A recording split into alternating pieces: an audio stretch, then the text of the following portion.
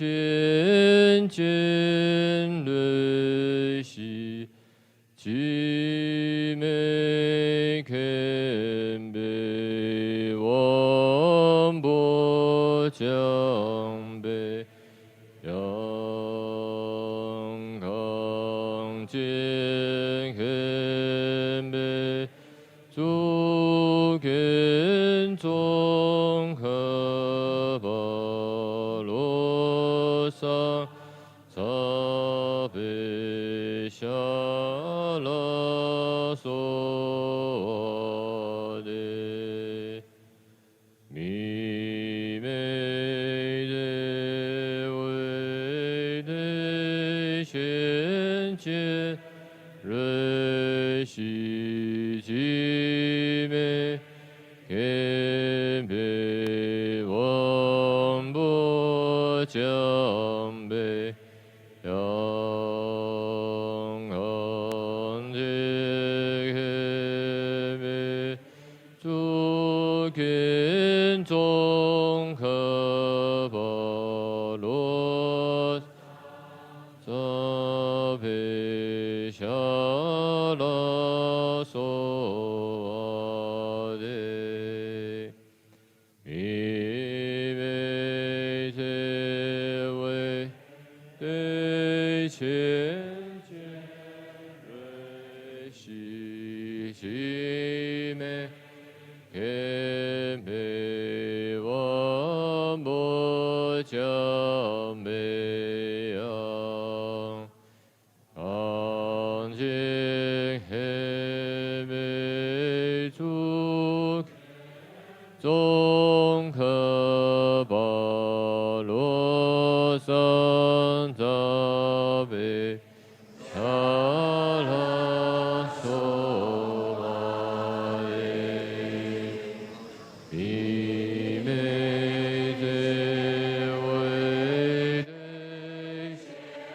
显瑞西其美堪悲，王波将悲，阳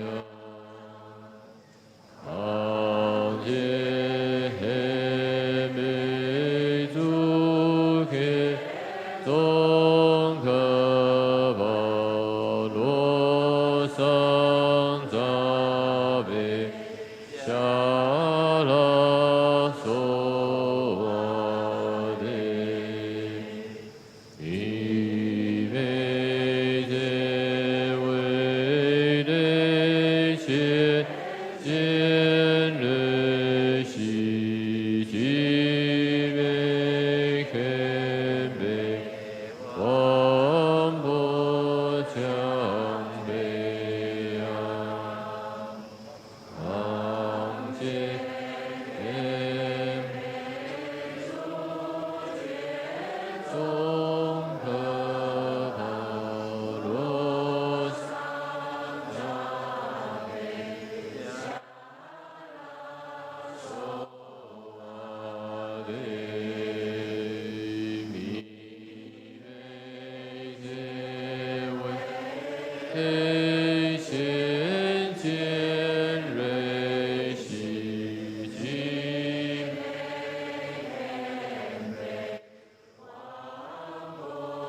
将悲，阳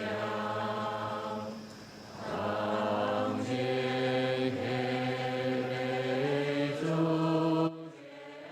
众合巴罗萨萨贝夏拉娑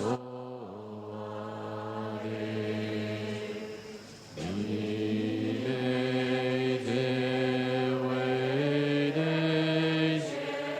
显瑞西其美堪悲，王波将悲，阳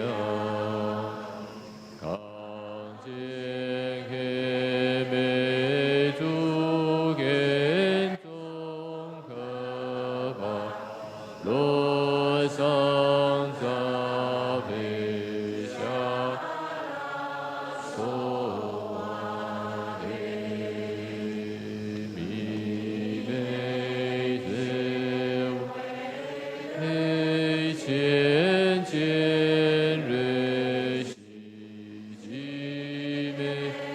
天北王不将北阳，昂杰天北主天宗可法，如上杂配。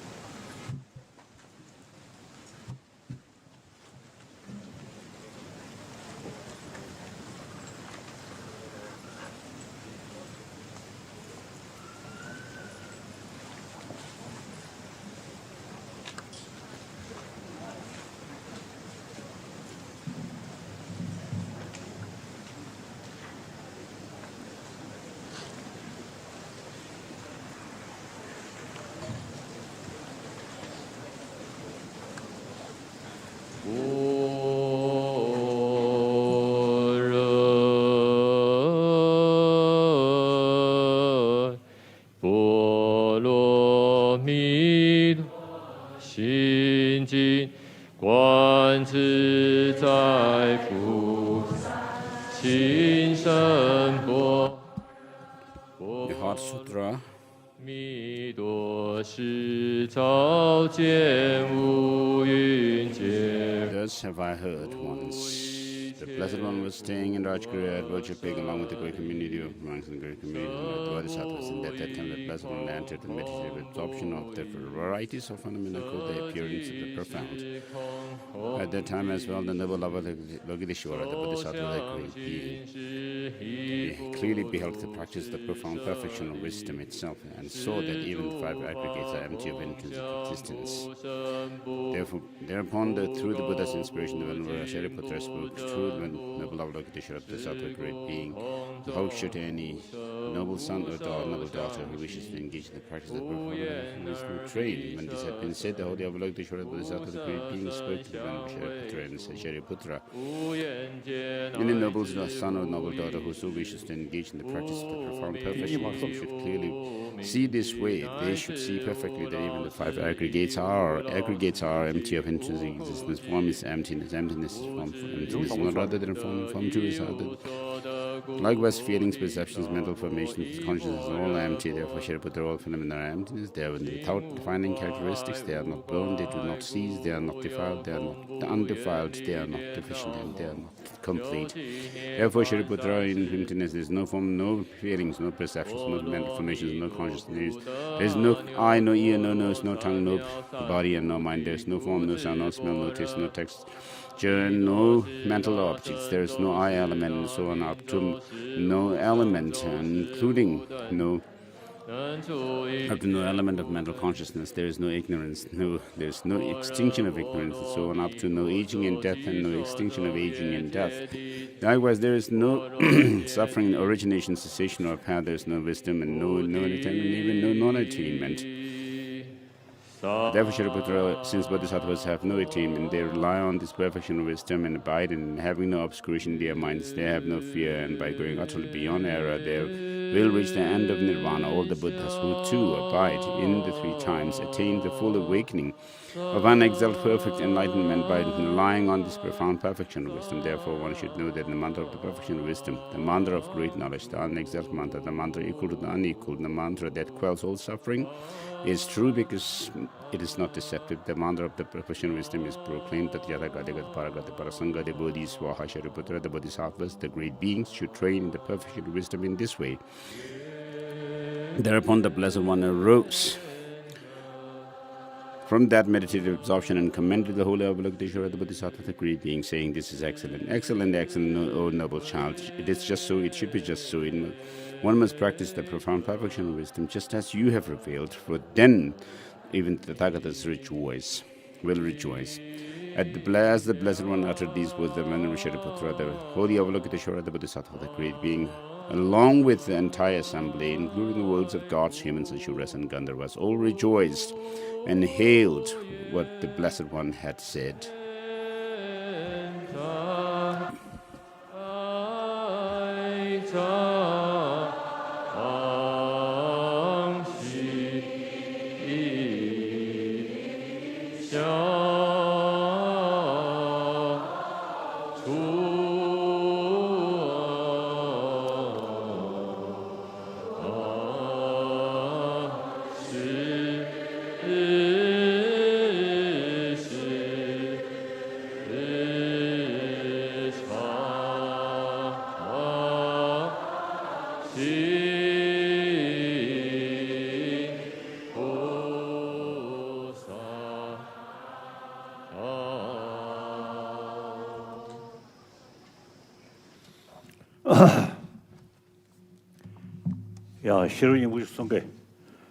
Let us see the Heart Sutra.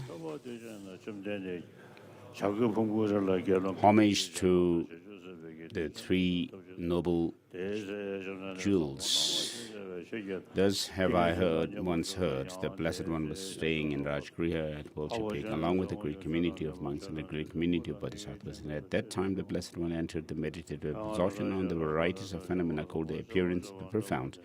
At that time as well, the noble Avalokiteshvara, the Bodhisattva, the great being, clearly beheld the practice with profound perfection, wisdom itself, and saw that even the five aggregates are empty of intrinsic existence. Thereupon, through the Buddha's inspiration, the Venerable Shariputra spoke to the noble Avalokiteshvara, the Bodhisattva, the great being, and said, how should any noble son and noble daughter who wishes to engage in the practice of profound perfection of wisdom train? When this had been said, the holy Avalokiteshvara, the Bodhisattva, the great being, spoke to Venerable Shariputra and said, Shariputra, any noble son or noble daughter who so wishes to engage in the profound perfection of wisdom should clearly see this way. They should see perfectly that even the five aggregates are empty of intrinsic existence. Form is emptiness. Emptiness is form. Emptiness is not other than form, and form too is not other than emptiness. Likewise, feelings, perceptions, mental formation, consciousness are all empty. They are Shariputra, phenomena emptiness. They are without defining characteristics. They are born. They do not cease. They are not defiled. They are not undefiled. They are not deficient. They are not complete. Therefore, Shariputra, in emptiness there is no form, no feelings, no perception, no mental formation, and no consciousness. There is no I, no ear, no nose, no tongue, no body, no mind. There is no form, no sound, no smell, no taste, no texture, no mental objects. There is no I element, and so on up to including up to no mental consciousness, element of mental consciousness. Therefore, there is no ignorance, no extinction of ignorance, and so on up to no aging and death, and no extinction of aging. And likewise, there is no suffering, origination, cessation, or path. There is no wisdom, no attainment, no non-attainment. Therefore, Shariputra, since Bodhisattvas have no attainments, they rely on this perfection of wisdom and abide in it. Having no obscuration in their mind, they have no fear, and by going utterly beyond error, they will reach the end of nirvana. All the Buddhas who abide in the three times attain the full awakening of unexalted perfect enlightenment by relying on this profound perfection.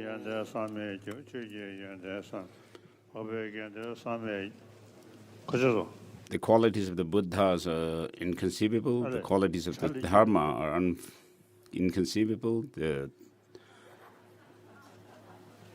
qualities of the Sangha are inconceivable.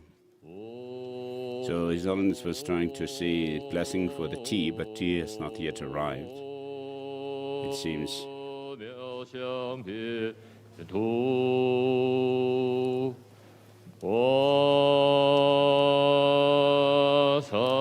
Therefore, Shariputra, since the Bodhisattvas have no attainments, they rely on this perfection of wisdom and abide in it. Having no obscuration in their mind, they have no fear, and by going utterly beyond error, they will reach the end of nirvana. All the Buddhas, too, who abide in the three times attain the full awakening of unexalted perfect enlightenment by relying on this profound perfection of wisdom. Therefore, one should know that the mantra of the perfection of wisdom, the mantra of great knowledge, the unexalted mantra, the mental mantra equal to the unequaled, the mantra that quells all suffering is true because it is not deceptive. The mantra of the perfection of wisdom is proclaimed. Shariputra, the Bodhisattva, the great beings, should train in the perfection of wisdom in this way. Thereupon, the Blessed One arose from the meditative absorption and commended the holy Avalokiteshvara, the Bodhisattva, the great being, saying, this is excellent. Excellent, noble child, it is just so, it should be just so. One must practice the profound perfection of wisdom just as you have revealed, for then even the Tathagatas will rejoice. As the Blessed One uttered these words, the Venerable Shariputra, the holy Avalokiteshvara, the Bodhisattva, the great being, along with this entire assembly, including the worlds of gods, humans, asuras, and Gandharvas, all rejoiced and hailed what the Blessed One had said.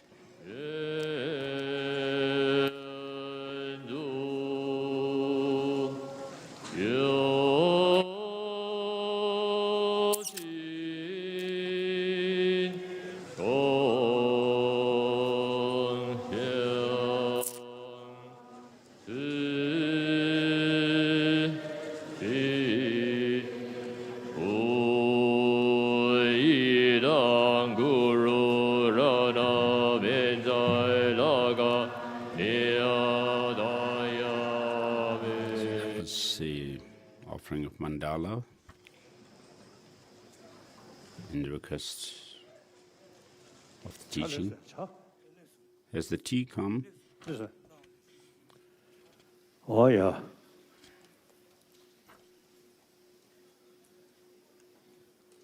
Hucha. 文殊师利永世与自在，智慧妙平充满至甘露。广大持教细美美庄严，至圣手持白莲我供养。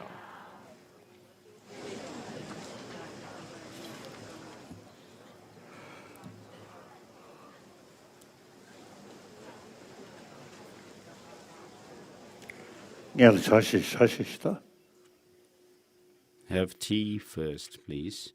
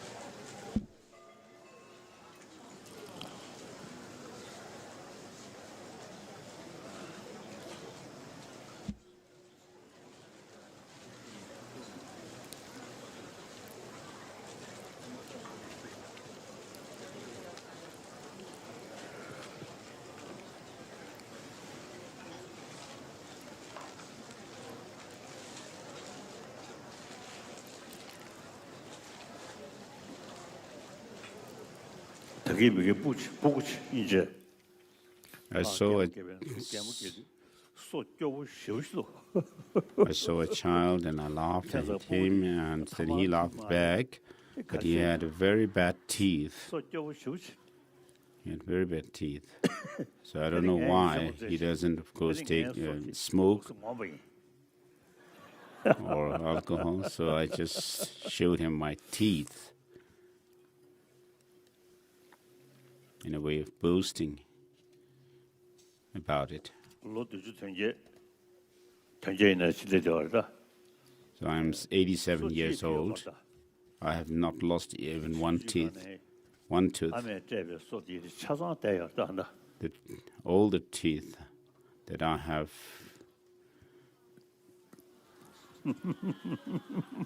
from birth are all intact.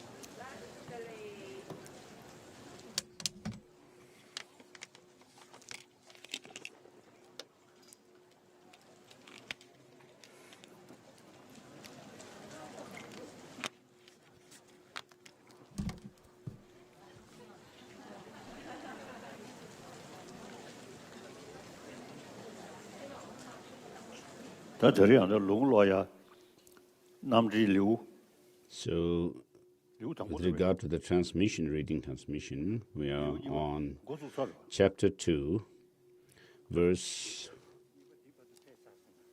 So the ritual attendant, Kushatashla, just pointed out where His Holiness had left off yesterday. And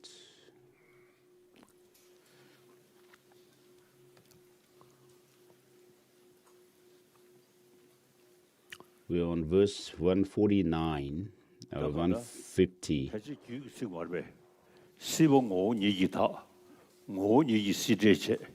So this is a verse from a tantric text, which talks about emptiness, nature of the mind. So the cyclic existence is devoid of any intrinsic existence, essential existence.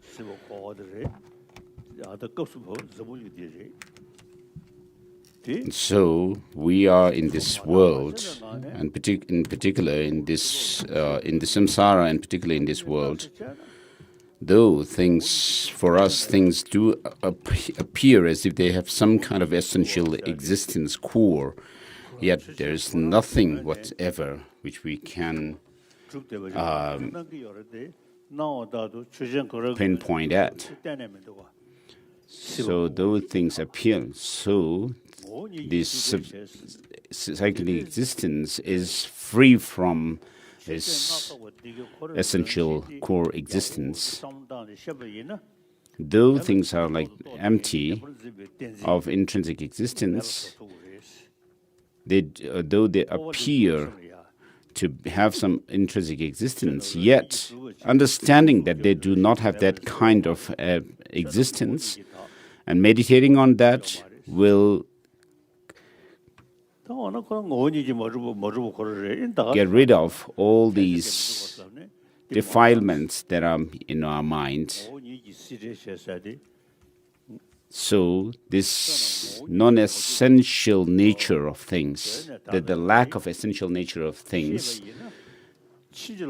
will free us from this cycle of existence. So in other words, this misconception which clings at some as a true independent existence and things and self, that is eliminated. And therefore, as Master Nagarjuna says, there is liberation through the extinction of karma and delusions. And karma and delusions arise from conceptual constructs. So there's a lot to think about these lines. So in our day-to-day life, we become attached or angry and so forth. So when attachment or anger happens, what happens is the person or things that we are attached to or angry at appear as if they have some kind of objective independent existence, and accordingly we become angry or we cling on to the things that attract us, and we grow aversion to those we dislike. So the very nature of samsara or cyclic existence is that it is devoid of any essential core or essential existence. And when you ascertain that, when you are able to feel convinced about that, then this helps in reducing or weakening your attachment and anger or hatred, which are based on this misconception of things and beings having some kind of intrinsic existence. So this is not only about religious matter, religious thought, but in our day-to-day life, we experience what's the shortcomings of attachment and anger or hatred. And when you are obsessed with anger or attachment, you even lose your sleep and you are restless and unable to sleep. So what actually disturbs our mind is so what disturbs our minds are attachment and anger or hatred, and they are rooted in ignorance, clinging on to some independent existence in self and others, things and self and so forth. And so when you are able to do away with this clinging to some true independent existence in things and self, then you will be able to cleanse your mind of this defilement and slowly progress along the path to that leading yourself to higher paths and culminating in liberation or omniscience.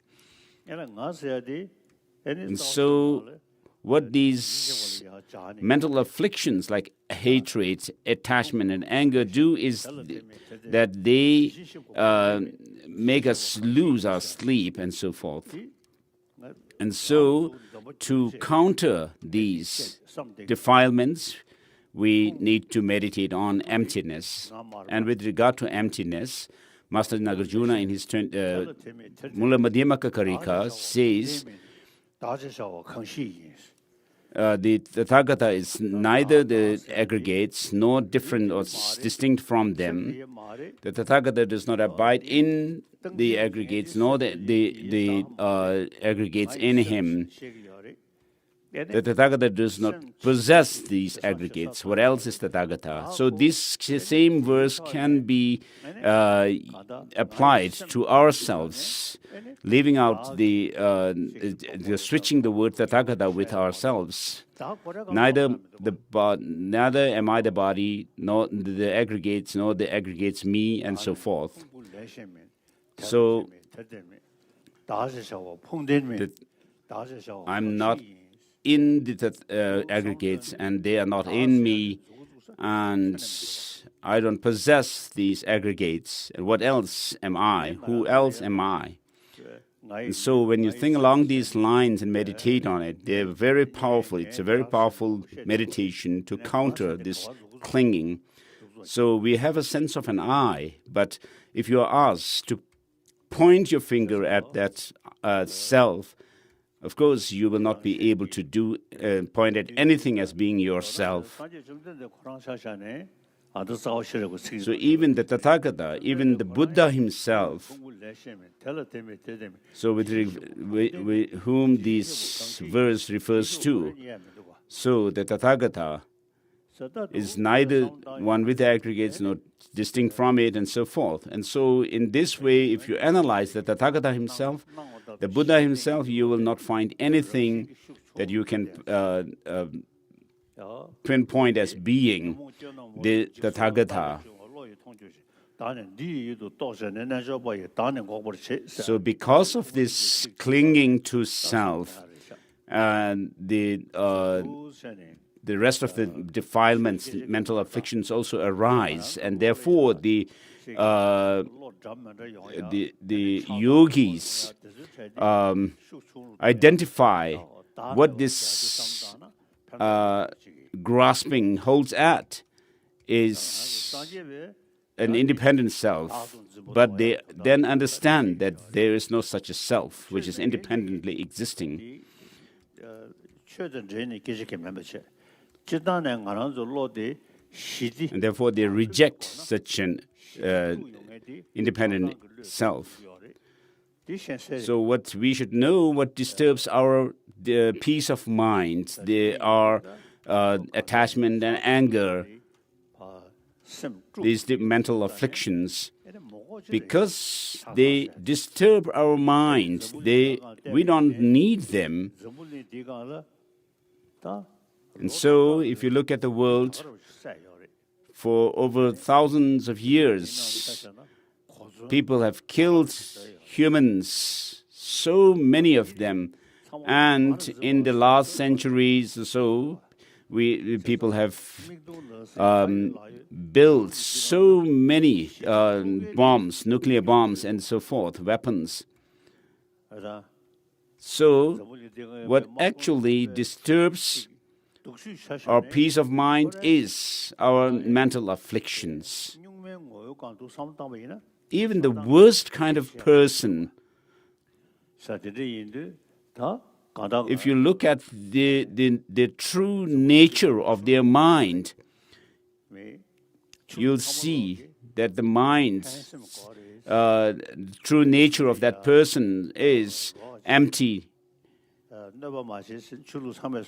So all religions teach us to help others, to be kind to others, but the Indian religious traditions do delve deeper into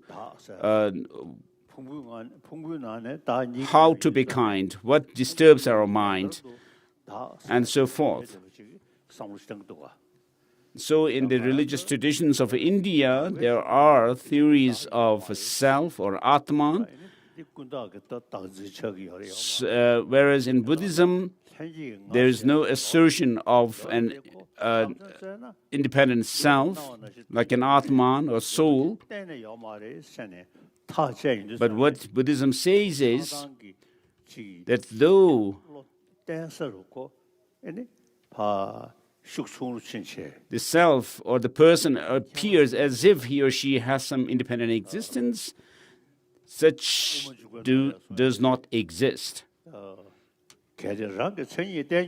And therefore, in the Madhyamaka Avatara by Chandrakirti, there is this the argument against the independent intrinsic existence, where it says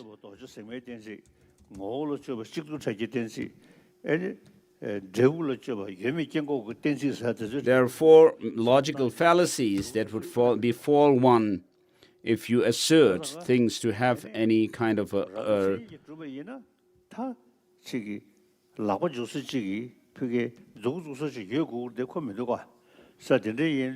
so in the chapter 6 of Madhyamaka Avatara, Master Chandrakirti says that whether you look at things from the point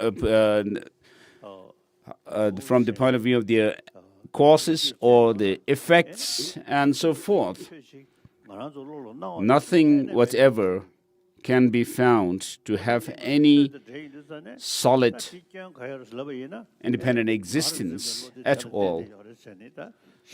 So what is the point of understanding that? The point here is because we hold on to such an existence, we cause ourselves problems, and therefore we need to get rid of that.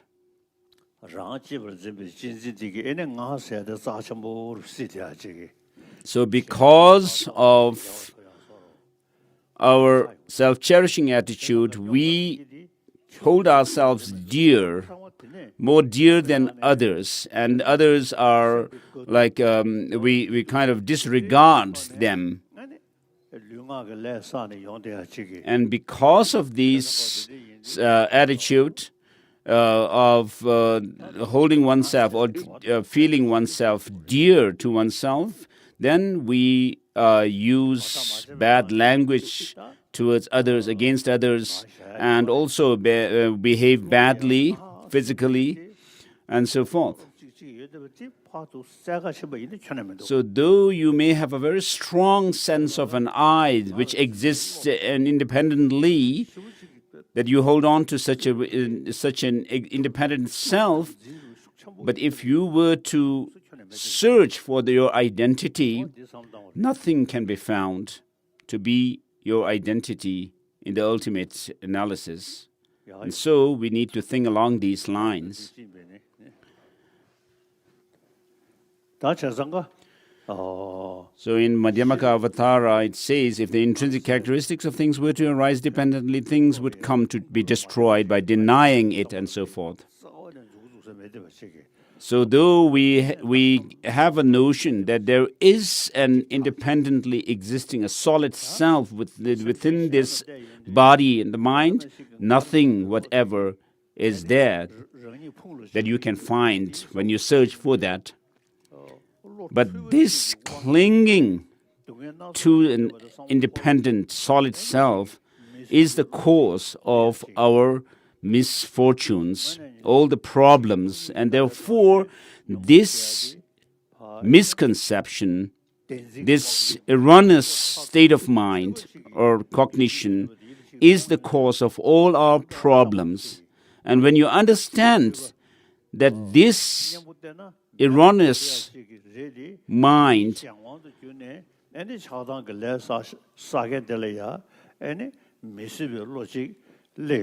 overpowers us, and therefore you will, when you understand that, then the anger, attachment, hatred, and so forth, when you find that they are also rooted in such a misconception, then when they arise, you will not like them.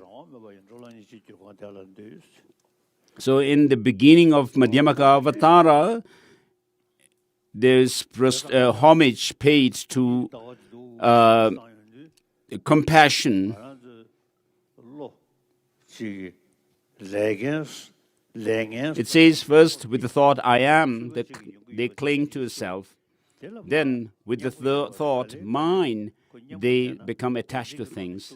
Like buckets on a water wheel, they turn without control. I bow to the compassion that cares for such suffering beings.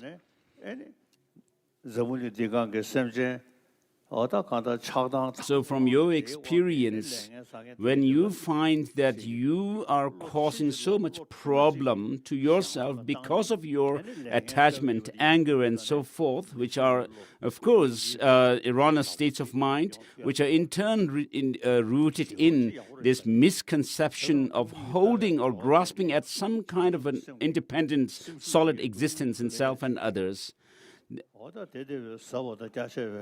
then you would want to do away with this or get rid of this misconception from within your mind stream.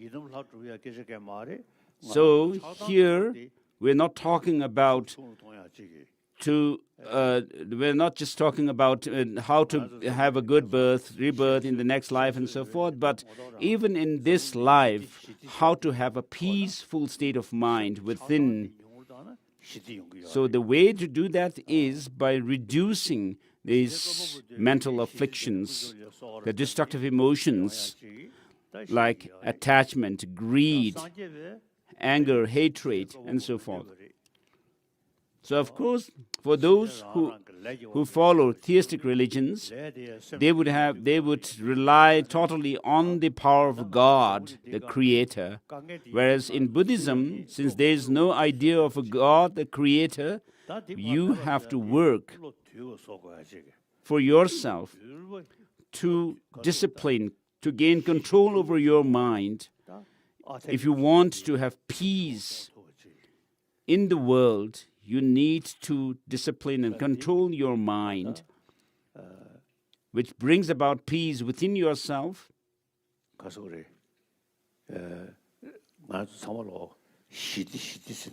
we all talk about peace, peace, peace. But what we need to do is to weaken the strength of, or the power of this clinging on to independent, true existence in things. So all of us aspire to peace. But because of this clinging to a true independent existence in things and self or beings, we are not able to accomplish that goal. So we need to understand what is taught in the scriptures as to how we disturb ourselves through this clinging to true independent existence, and how to counter that.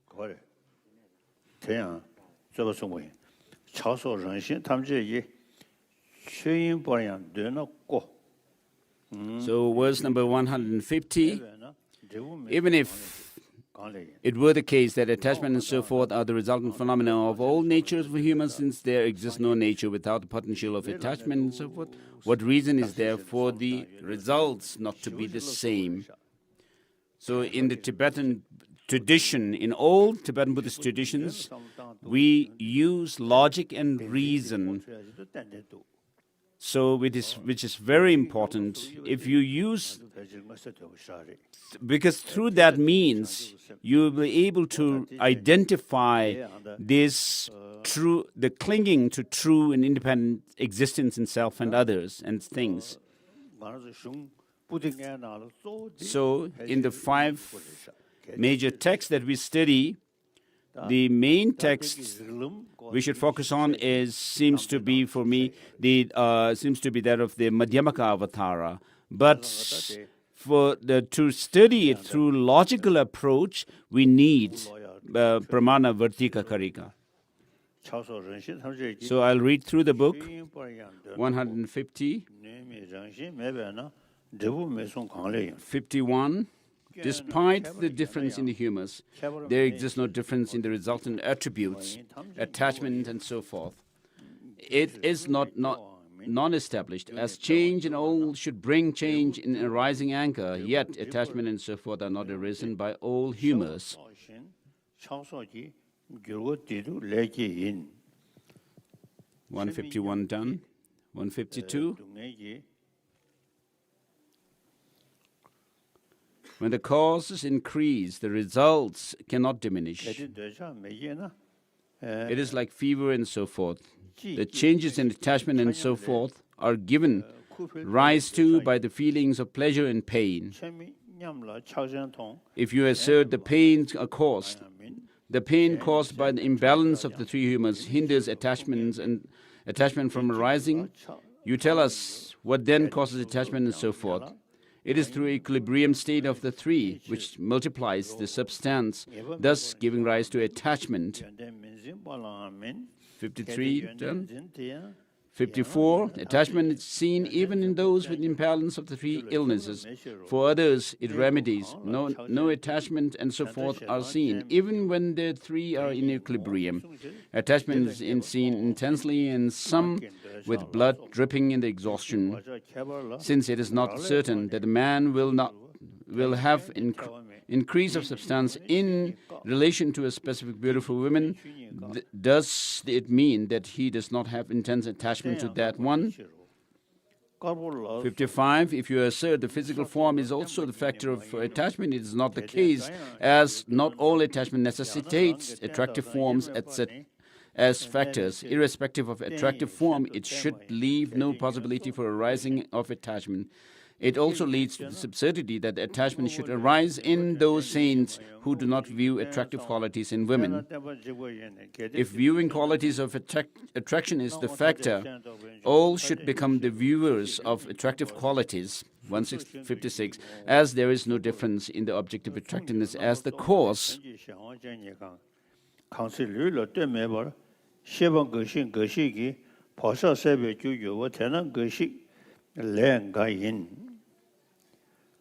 At the time when someone is seen by attachment, he cannot be with aversion, as the 2, attachment and aversion, are contradictory, but it is not the case that the same person definitely cannot give rise to aversion.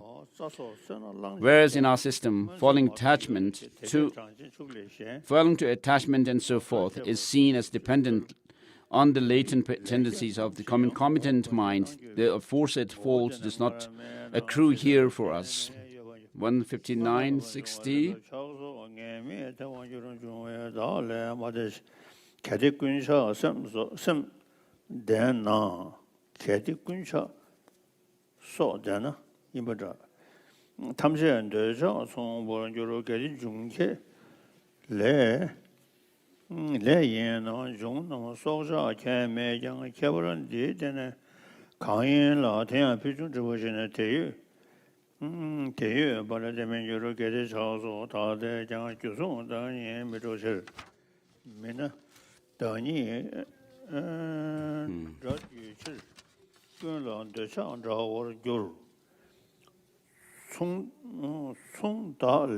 This rejects the determinant and so forth to be the attributes of elements. So does this reject the elements to be the basis for attachment and so forth?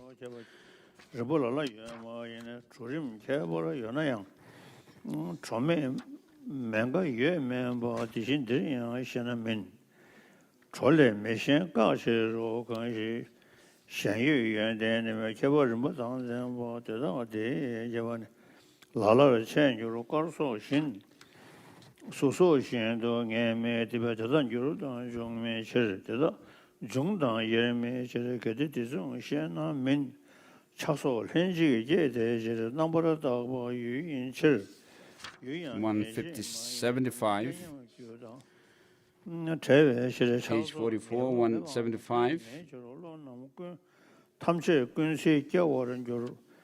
Since it is only the imputed phenomenon that the object of thoughts, the external object as well, is not what determines the existence of the thought. In the absence of concomitant causes, that attachment and so forth, it definitely exists in ordinary beings is untenable, or since the elements as the cause is immediate, all afflictions should arise in all beings at all times. 176, since the five aggregates are seen to be produced occasionally, they are impermanent. They are of suffering nature, as they are the basis for all faults and are contingent. So because things arise at some times and not at others, this shows that they have causes and are contingent on afflictions and karmas as their causes. It is devoid of selfhood, which is not contingent. It is also not blessed or determined by the permanent self. Since the permanent self is not the cause of the aggregates, the former does not bless the latter. How can a permanent thing be a producer? For a single permanent thing, no multiple results can be produced at different times. Even with other causes coming together with the permanent self, results cannot be produced. That the presence of other causes is inferred through results is not feasible for permanent phenomena. 179, page 46. Since the aggregates of suffering are occasional, suffering is established to be having origins and causes. Since that which is devoid of cause does not depend on others, either they should eternally be existent or non-existent. Other Charvakas assert that just as the pointedness of the thorn and so forth are causeless, so too are these aggregates causeless. It is well proclaimed that an object is the cause if the presence of that something else is produced. If with the presence of that something else is produced, and if with a change in that something else gets changed, those aggregates also qualify these attributes. 182, since the first moment of texture in Utpala flower is the cause.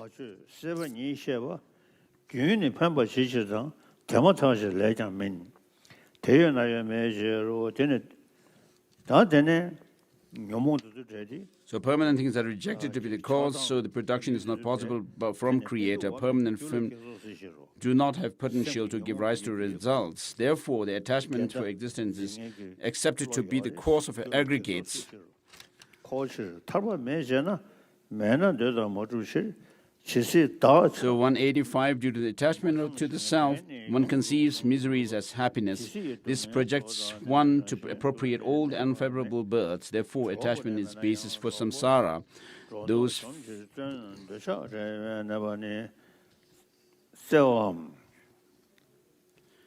due to attachment to self, one conceives miseries as happiness. This projects one to appropriate old unfavorable births. Therefore, attachment is the basis of samsara. Those freed from attachment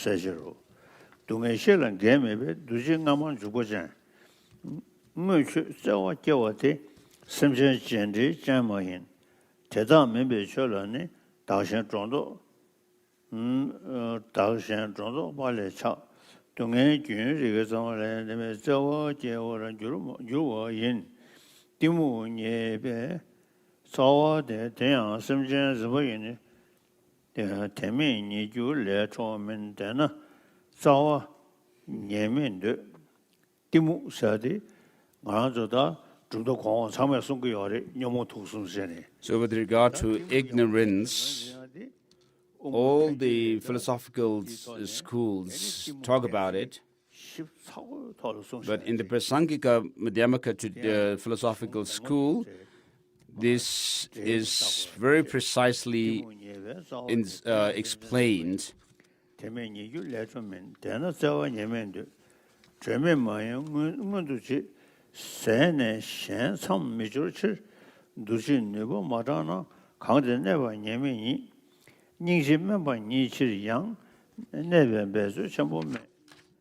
가다 서워 전보보 전영원의 조보연의 계지직소도 람당보네 시면줄 텐시 제바 마방치 바나 세버가라예베데오라 줄왕 동안 198 compassion arahat. The compassion arahats have is less.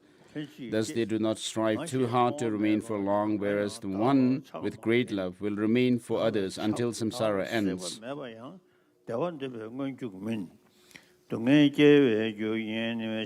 Since the stream enterers are freed from the view of perishable collections, those in the first path, stream enterers' path, should be freed from samsara. They are not freed, as they have not yet abandoned the innate view of perishable collection. How can there be samsara if one has abandoned the innate view of perishable collections? The mind viewing to be with selfhood over the sentient beings exists spontaneously as one desires. May I have happiness, and may I not have miseries. Not seeing the self with selfhood, one will not feel attached to 201. Attached to the self without attachment, one will not rapidly accumulate karmas, all driven by desire for happiness. 202. The cause that give rise to suffering are bondage. How can this be so for a permanent phenomena? The causes that stop giving rise to suffering are nirvana. How can this be so for a permanent phenomena? So to understand these lines thoroughly, we need to, if we are able to explain how the mind, the very nature of mind is clear light, from the point of view of Prasangika and then Tantra, it will be very clear and precise. What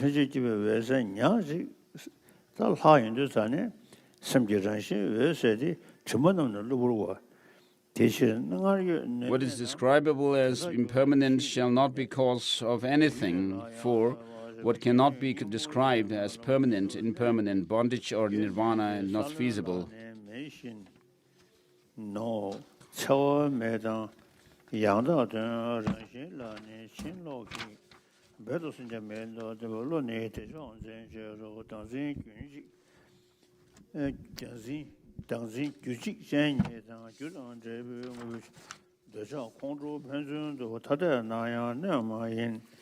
205 says meditation on the aforesaid path of the wisdom of self-knowledge will attain perfect state of transformation. So the most profound explanation of this grasping at self and so forth is found in the Madhyamaka treatises.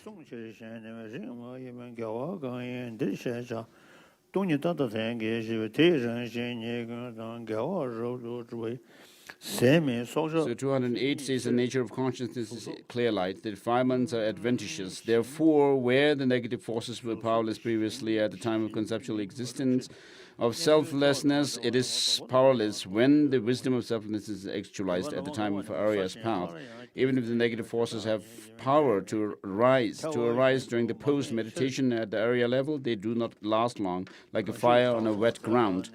as the Aryas have the essential nature to generate the wisdom of selflessness as antidote, and so forth. Harmlessness and the wisdom of accurate meanings, which become inseparable with the nature of mind, will not reverse, even when efforts are exerted by the distortions, as the mind inclines towards the former. 211, despite attachment and aversion being mutually exclusive, they do not counter one another, as the two have self-grasping ignorance as the common cause, and that either of the two can possibly be cause and the other the effect. Since loving-kindness and so forth do not oppose ignorance with respect to object of apprehension, it cannot destroy the severe faults such as aversion, as all faults are rooted in ignorance, which is but the view of perishable collection. It is the countervailing of wisdom. Being a mental factor, it should apprehend its object. Sutras say that what mistakenly apprehends is ignorance. Others, on the contrary, like the absence of knowledge, non-awareness, and what contradicts the knowledge, are not qualified as here as ignorance. What is referred to here as ignorance is the countervailing of the wisdom of emptiness. The view of emptiness is the countervailing view of this ignorance. It is well established that the nature of the view of emptiness contradicts all faults. So he's always commenting on these lines, saying the most profound explanation will be found in the Madhyamaka treatises. If you assert 215, if you assert cessation is not possible, as defilements are the nature of the living beings, just as physicality is inevitable part of a pot, when subjected to antidotes, elimination of negative forces is also seen. What is a thorough cessation of faults is very stable, and the faults will not relapse. The cessation is never separated from the mind, as the wisdom of emptiness assumes the nature of being imbued with the mind. The cessation does not relapse to faults, like the ashes not relapsing after the fire extinguishes. Whoever sees the self, 217 and 18, whoever sees the self will at all times grasp at the self as I. This grasping leads to attachment to happiness. The attachment obscures the faults and makes one see only the pleasing, which in turn will intensify the attachment. This compels one to grasp at the cause of happiness as mine. Therefore, as long as there is attachment to the self, for that long one will cycle in samsara. Seeing the self will not lead to seeing others. Bifurcating self and others leads to attachment and aversion. Associated with these attachment and aversion, all faults such as killing, fears, and so forth ensue. With definite attachment to the self, no freedom from attachment of mind to mind will there be. Seeing the view of self as non-faulty, no cause will there be to eliminate attachment to the self. You assert that only attachment to the self is faulty. What can be done with it? It is to be abandoned. Without negating the self as the object, the attachments which grasp at it cannot be abandoned. The way of abandoning attachment and aversion, which are associated with the qualities and faults, is due to not seeing these attributes in the objects and not through external negation like removing thorns. Attachment arises not because of seeing qualities in attachment itself, but through seeing qualities in the object, that which has all causes complete. What can hinder it from reaping the result? Or giving rise to the result. In what way can one see faults in the attachment?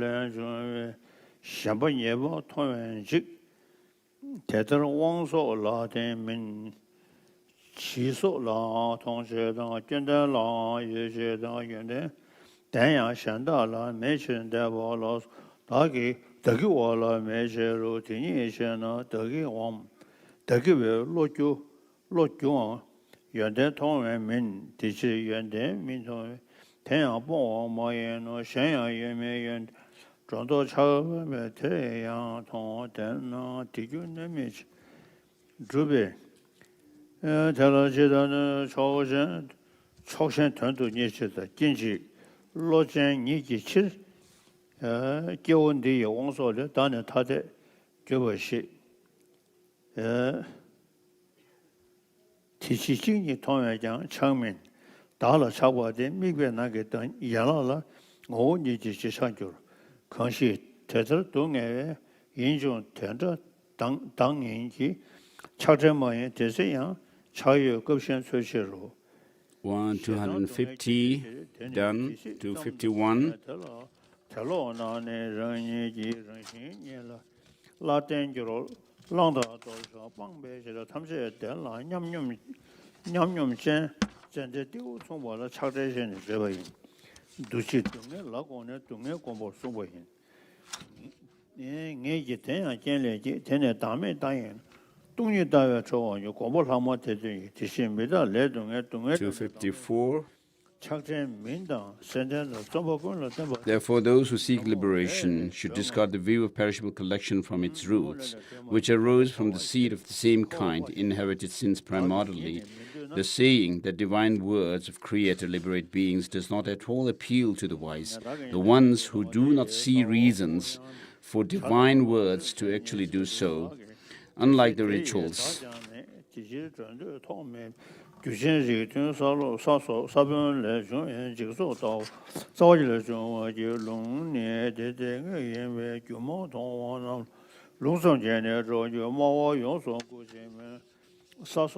unlike the results on seeds to impede the growth of shoots, Creator's empowerment is incapable to impede the birth of beings in samsara. Otherwise, applying the same sesame oil and subjecting to fire burns and so forth, too, should absurdly be accepted to liberate beings. Reduction in the weight later, which was previously heavier, is not due to subduing of negative karmas. The weight disappears due to the torments of the fire. Since negative deeds are not physical, they do not have physical weight. The mind that distorts misery, 258, mind that distorts misery as happiness, and the attachment that arises from it and intention propel the beings to take rebirth in unfavorable states. Therefore, those who sever them by antidote will not migrate there. If birth in samsara is a result of merely these causes, where is the role of karma? The intention itself is karma. Therefore, the merely receiving empowerments does not undermine the causes of birth. The opponent asserts the sense of powers and so forth are the basis for transmigration and for cognizing things. These sense powers and so forth arise from the unseen karma of dharma and non-dharma. Empowerments destroy these unseen karmas and thus no transmigration occurs. Therefore, karma is composition of qualities of the self and not the mental factor of intention. Response: the determining factor for the arising of sense powers and so forth is intention, which when concomitant with attachment is as a potential of the mind, and not others like the composition of the opponents as the opponent assert. Why do those who have these intentions concomitant with attachment not transmigrate? 262. If by the empowerments the potentials with intentions become nil and thus liberated, it should follow that immediately after receiving the empowerments, the act of apprehending, engaging mental scattering and elimination of scattering by the power of mental intention should be feasible. 263. Opponent says, if at death, since there is no mind, samsaric birth will not occur. The mind of defilements will connect to the next life. If you assert that it does not have potential to do so due to the empowerment, it would certainly follow that it would absolutely follow the same potential is absent while still alive due to the empowerment. 264. The increase in the wisdom of emptiness as the antidote and inappropriate attention of the nature of faults will respectively diminish the increase in faults such as attachment. The continuum of faults which are determined by these seeds cannot be eliminated by conferring empowerments. And so forth.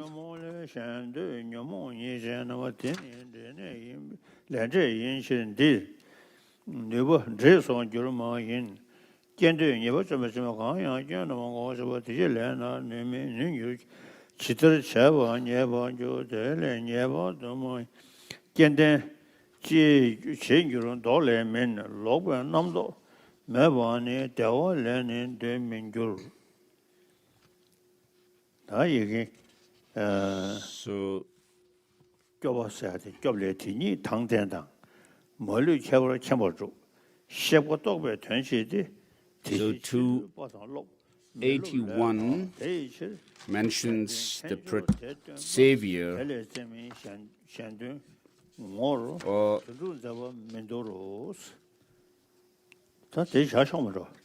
which was referred to earlier. So we'll stop here, 281.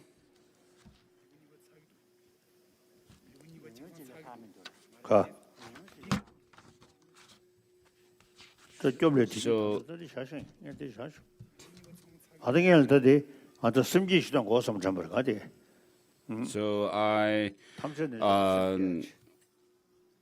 I'd like to do the ceremony for bodhicitta, or in other words, the all-pervading yoga mind. So there we are. The attendants were telling us only few verses are left. So with regards to the understanding of emptiness, Madhyamaka Avatara by Chandrakirti is the main text that we should study. And then Abhisamaya Alamkara, the ornament of clear realization, is the text for understanding the paths and grounds of bodhisattvas and so forth. And of course, the Abhidharma, in Abhidharma, there are certain aspects of the teaching which we cannot accept today. And then, of course, the monastic vows are to be observed by the monastics. The study of the monastic code of discipline. And then we have the study of logic and epistemology based on the Pramana Vartika Karika. So I wish to do the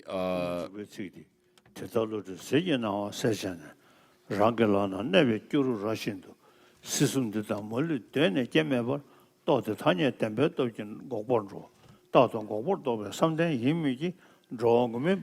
the verse 224 of chapter 6 of the Madhyamaka Avatara by Chandrakirti.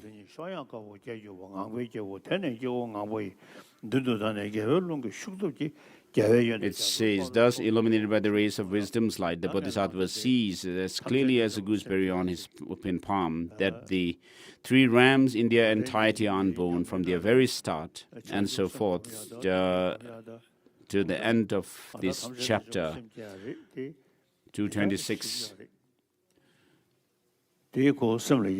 So I do cultivate that of this altruistic spirit of enlightenment, bodhicitta, and the wisdom realizing emptiness. I meditate on them daily, and they're really helpful. So we are going to do the ceremony. So all of you are, all of us, we are born as humans today, and we have met with the Dharma of the Buddha, the teaching of the Buddha. Of course, nobody, even non-believers in religion, will not like misbehavior, whereas behaving well is something that we all like.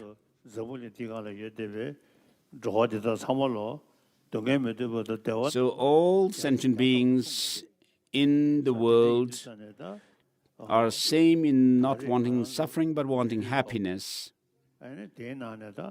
So in this life, we are born as humans, and whether you are a believer in a religion or not, we all like good behavior in our life, and people who are misbehaving are considered bad.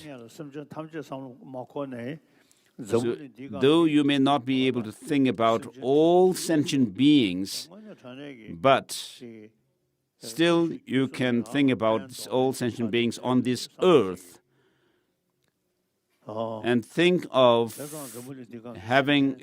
being able to help others. So, to the best of my ability, I will try to be good and to them and to do good to them. So meditate on this altruistic attitude.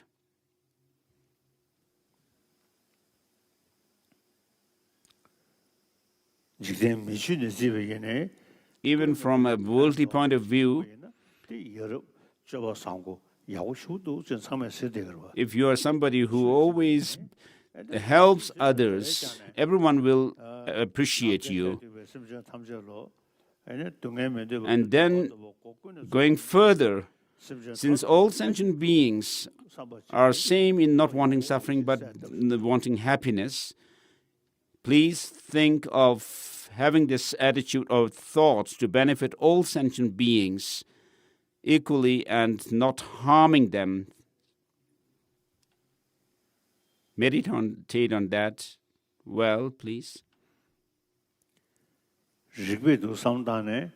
So even logically thinking, in human society, human happiness or is dependent on others around them.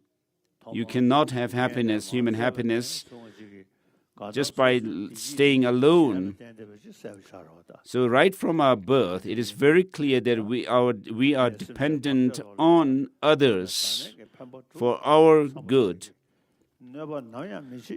So have this intention to be of benefit to others, to all sentient beings, and never to harm anyone, anytime. So if you meditate yourself as in the form of a deity, transforming yourself in the form of a deity, then you may think of transforming into Avalokiteshvara. Even if you don't do that, this thought, altruistic thought of bodhicitta, imagine it transforming into a white moon disk at your heart. So this is the conventional bodhicitta. And then, as I explained earlier, we of course have this sense of an I, thought of I am this and that. But if you try to find your identity of that I, you will not be able to find anything as being yourself within the mind and the body. That doesn't mean that you do not exist, but you are dependently existing. So whatever things you take, they're all dependent on something else. There's nothing whatever which exists as a standalone entity without depending on others at all. And so meditate on the fact that things lack any independent intrinsic existence whatsoever. So as I was reciting the Madhyamaka Avatara, everything in the universe, all phenomena, exist by way of dependence on other factors, and nothing whatever has any independent intrinsic existence.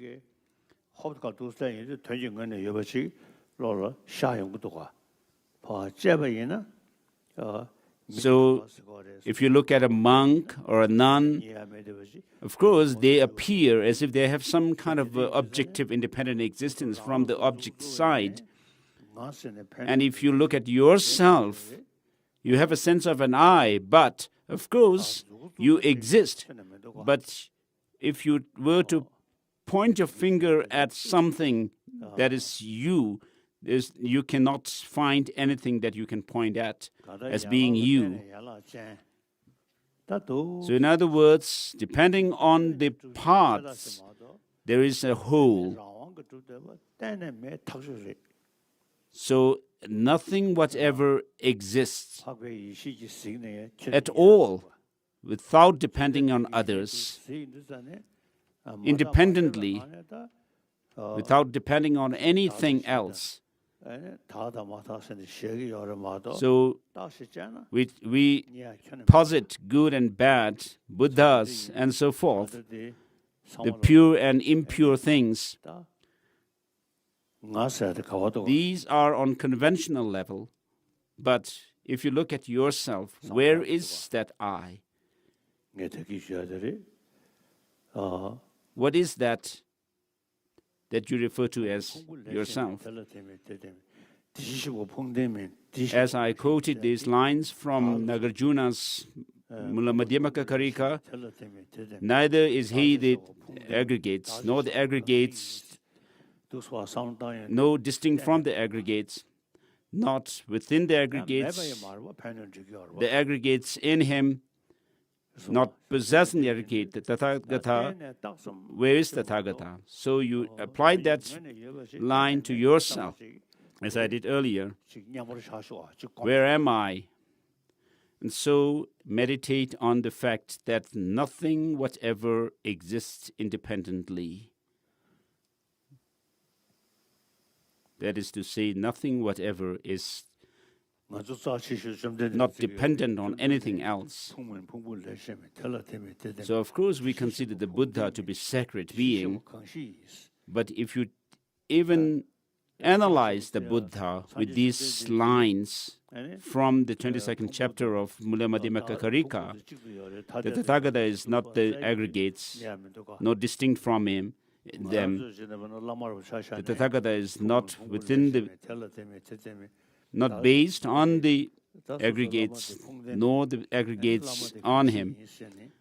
The Tathagata does not possess the aggregates. What else is the Tathagata? So this line is very powerful to delve into the Tathagata and anything to search for their identity. So from the Buddhas down to the smallest things, nothing whatever can be found if you try to search for their identity. They are all dependently existent. Apart from that, they do not exist. So emptiness, meditate on emptiness for a while, for a short while.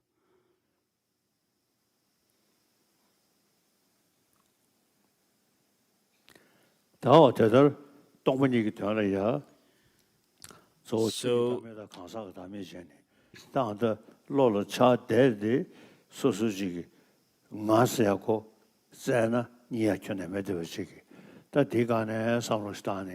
So it is easier to think about, to consider yourself in order to search for, gain insight into the emptiness. So this mind or the wisdom that you have generated that ascertains emptiness, imagine it transforming into a five-spoked Vajra standing on the moon disk that you have imagined earlier. So these two,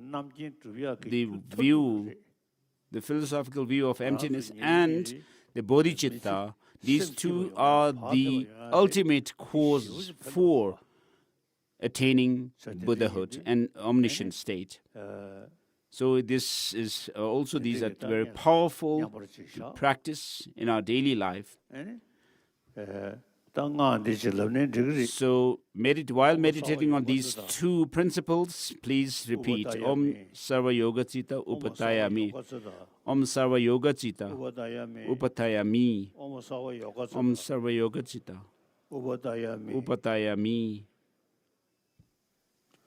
Om Sura de Samaya Tamo, Sidibeza Yados. Om Sura de Samaya Tamo, Sidibeza Yados. So this is stabilizing the two principles of bodhicitta and the view of emptiness that you have generated. So as a Buddhist monk, I myself, of course, I have received many tantric initiations of different deities. But my main practice is this twofold, bodhicitta and the view of emptiness. So, of course, you consider me as your guru, and I consider you as my students, bound by your samayas. And so, just as I do make these two principles, bodhicitta and the view of emptiness, as my emptiness is my main practice, you should also do the same.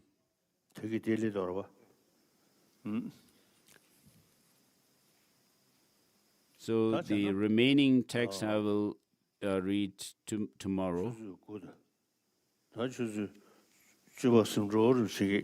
So it's almost 10 now. 10 o'clock. So I have the name of Dalai Lama. So by introducing the Buddha Dharma to you, the essence of which comes down to the bodhicitta and the view of emptiness, which I explained to you, where the Dharma has spread and declined before, spread before and declined, where it has not spread in the past. May I be moved by compassion to disseminate it.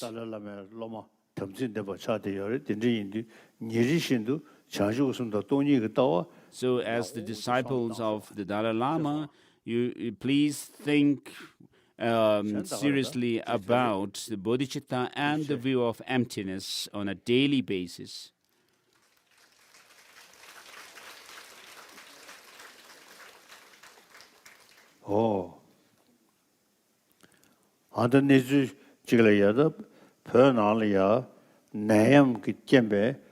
There is a news inside Tibet where, due to the corona pandemic, people are having lots of difficulties and hardships. So this Tibet-China issue, the struggle,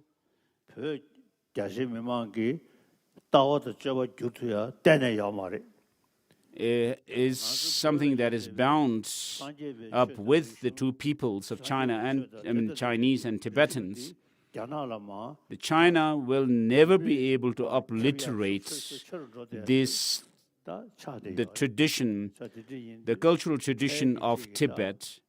And in fact, the Tibetan Buddhist tradition has spread to China, many people following it. So Tibet is the land especially connected with Bodhisattva, with Avalokiteshvara. And of course, we should pray to, I would advise Tibetans inside Tibet to pray to Avalokiteshvara and statues of Avalokiteshvara and the Buddha's Joe statue in Tibet. So of course, the Tibetan issue will be resolved. The sunny day for the Tibetans will come and therefore be at ease And physically, I'm also very healthy. My doctors have told me that after checking my health, they say I will still live 15 to 20 years at least. And therefore, Tibetans inside Tibet, please feel at ease and be relaxed. And changes are happening in China. So we will have time together where we will be able to meditate on bodhicitta and the view of emptiness. So please be at ease and be happy. So that's all.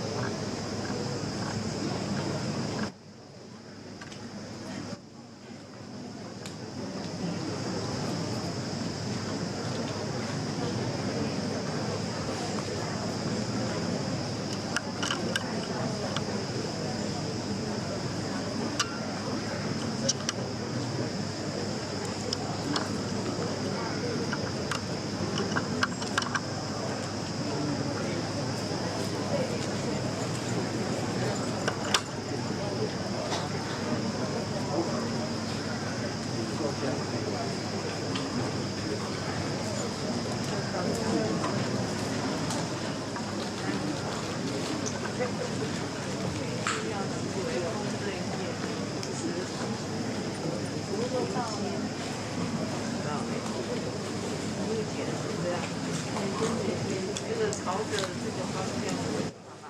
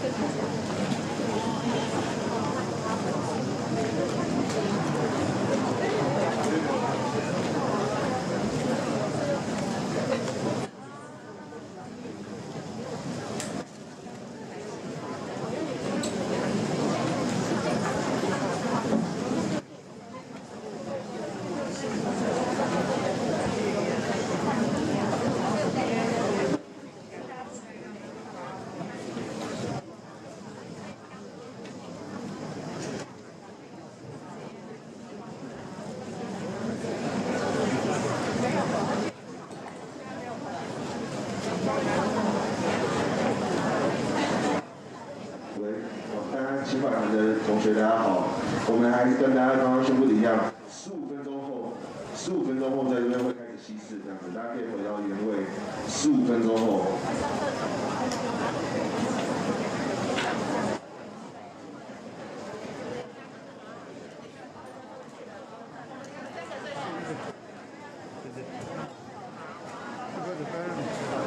你这不就是整个？